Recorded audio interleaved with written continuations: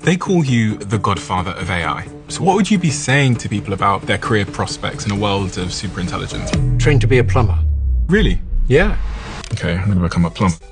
Why do they call you the godfather of AI? Because there weren't many people who believed that we could model AI on the brain so that it learned to do complicated things, like recognize objects in images or even do reasoning. And I pushed that approach for 50 years. And then Google acquired that technology, and I worked there for 10 years on something that's now used all the time in AI. And then you left? Yeah. Why? So that I could talk freely at a conference. What did you want to talk about freely?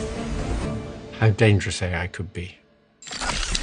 I realized that these things will one day get smarter than us, and we've never had to deal with that. And if you want to know what life's like when you're not the apex intelligence, ask a chicken.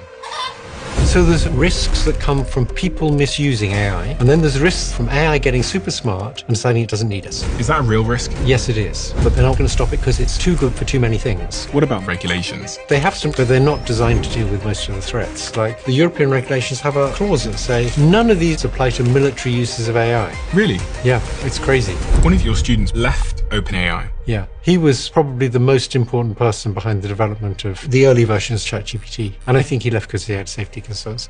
We should recognize that this stuff is an existential threat. And we have to face the possibility that unless we do something soon, we're near the end. So let's do the risks in what we end up doing in such a world.